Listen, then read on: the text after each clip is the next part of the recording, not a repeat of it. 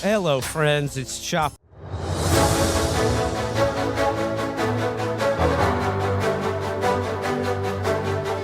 Hello, and welcome to the Beltway Phoenix, the triumphant rebirth of our beloved Elections Integrity Watchdog program. I am Chris Wade, a.k.a. Mr. Just Happy to Be Here. Here, of course, with Matt, Big Magician Chrisman, and now joined by our third mic, Punished Dave Weigel. Say hello, Dave. Hey, everybody. And Matt, sing us in. Beltway Phoenix, counting up the polls. Beltway Phoenix, fill it up, your holes. Beltway Phoenix, counting up them votes. Beltway Phoenix, floating round in votes. Beltway Phoenix! We are now a mere 47 days out from the disgusting bourgeois sideshow to the epic progress of history we call the United States midterm elections of 2022. Last time we spoke to you, we were just before the party primaries, so we've lost some characters. Bye-bye, Josh Mandel. And things have gotten much like, how much could a charcuterie board possibly cost, Dr. Oz? $100?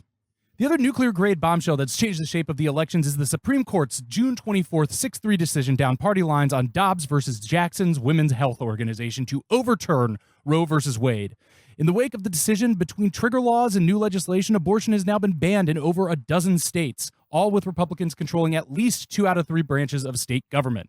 As well, according to a recent Gallup poll, public confidence in the Supreme Court has sunk to a 50-year low, with just 25% of respondents reporting to have a great deal or quite a lot of confidence in the institution. Not quite sure what the difference between, quote, a great deal and, quote, quite a lot of confidence Wait a minute, is. those are the same to me. That's just how Gallup's running this poll. I'm sorry. I would not say one of those was more than I don't the know other. how they're making that distinction. Maybe it's just a randomized ballot Sounds or like something. a load of malarkey. Well, regardless, only 25% of respondents have that deal of confidence in the institution. Meanwhile, a June poll by a Pew Research found that 61% of Americans do not agree with the Republican agenda on abortion and believe that abortion should be legal in most or all cases. Finally, high inflation rates over the summer, reaching a height of 9.1% in June 22 compared to just 0.6% 2 years earlier in June 2020, coupled with record high gas prices and record low consumer confidence, has led to a phenomenon many are calling the Brandonization of the American economy, all landing straight at the feet of President Joe Brandon and his Democratic Party.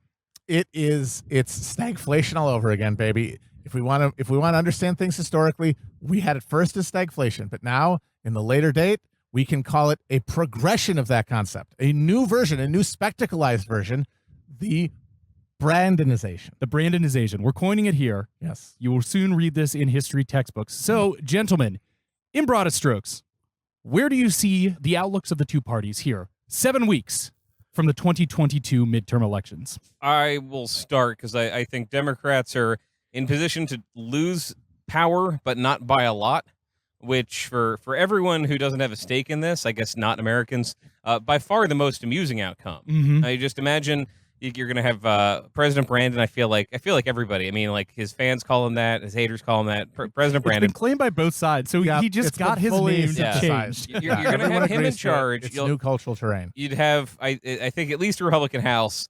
You might have a Republican Senate, which that's a huge difference because You get an there has to be an impeachment. well, not just that, but if there's Republican Senate by one vote, just you're never going to judge a point ever again. No. Like Clarence Thomas could just fall off a roof. They and they're could like, all- well, that's Riff need to decide. They could all this get in 2 years. electrocuted at a fondue party like in fucking King Ralph, and it wouldn't yeah. matter.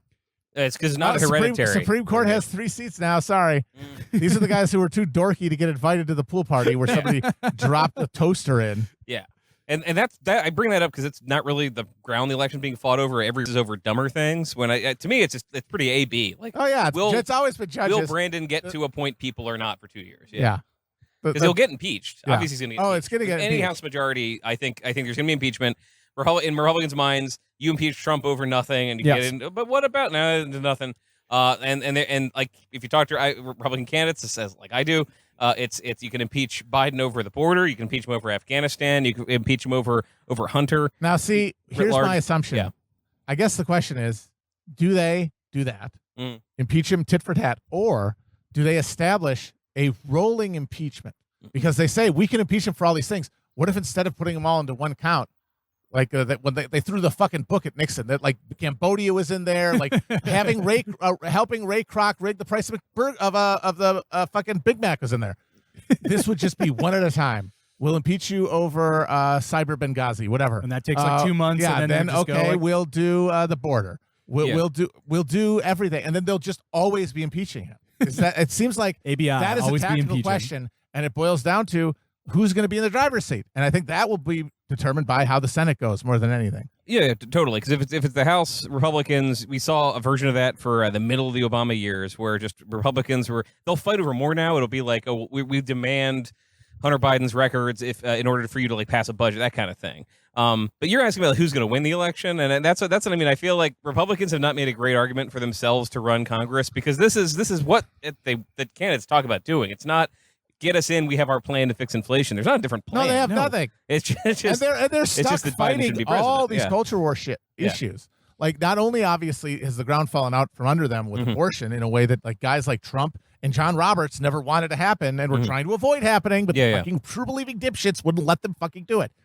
So you have like that, but then also just the fact that like they have nothing else. Like, they don't have an answer for inflation. All they can do is point to it. So even though this should be an economy election where they win by 1 billion points and get like all the Senate seats and they get 60 seats in the House, because the economy, it's a recession, folks, and yet there is inflation. It's called stagflation, or it was called stagflation. Now we call it brandedization, and that is a reality that they can't talk about. They can't point to. Yeah. For more than 5 minutes before they get back into this bullshit. Like, they're giving cover because they are unpopular on all of those issues. They're behind the 8 ball with the like moderate voter who determines these things on all of those issues, and by a lot.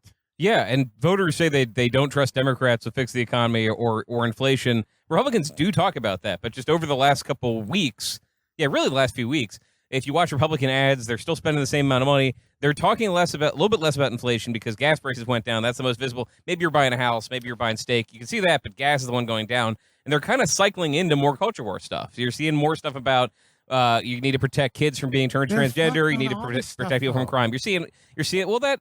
But I'm just saying what the landscape is. They have a good advantage on crime, and they have a pretty good advantage with the trans issue broadly, as it's understood in the media. Yeah. But those issues are low salience. That's the problem for these motherfuckers. The Chris Rufo strategy about like pumping up people's concern about this stuff, like, you have a native reactionary tendency along these things in American culture, but the people who vote don't put those things high enough to determine who they pick.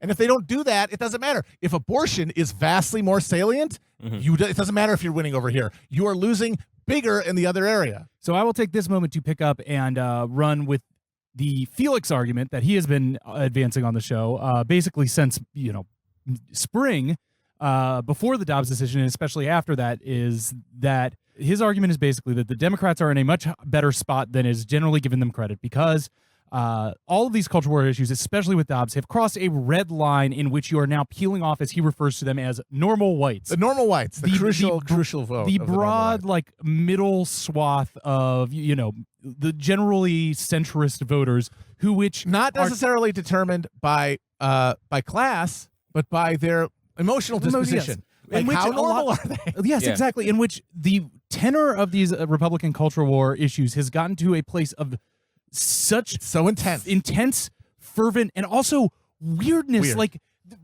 Tucker putting those like big booby anime. He's got anime broads on. He's showing 80-year-old retirees. Roomfuls of senior citizens at rest homes are looking at the giant heaving anime titties. Yeah. On the news. And certainly there is a small portion of people to which they're like, this is terrifying. I'm terrified in the way this is intended. But then there is also I think, probably arguably other big chunk that are looking at that and being His like, argument this is weird because people. you are showing that to me, not because you are saying that they're doing it. You're the one who's thinking about the anime titties. Yes. I want to put a pin. The weird anime boobs. That's not even happening in America, isn't it? No, it's Canada. So there's a teacher in Canada who's a assigned male. They don't even go here. Giant prosthetic boobs. They don't even go to work. Yes. Right. That's the whole thing. I've seen pictures. That's what I've seen. That's what tells you. It looks like Eddie Izzard. He's got these Mondo honkers, which apparently is an entire genre of entertainment in Japan. It has its own name, which I will not learn. You cannot make me learn the name. It starts with an M, I think. I'm not going to look it up. But like, that is only going to it's going to tickle the ivories of people who are at a very high frequency, people who are torqued. Yes. And the thing is, though, everyone is getting more torqued every day, which is the thing that pushes against But that's what's so that pushes against the Felix argument, is that it's not like the number of weirdos is stagnant. The number of normals is shrinking.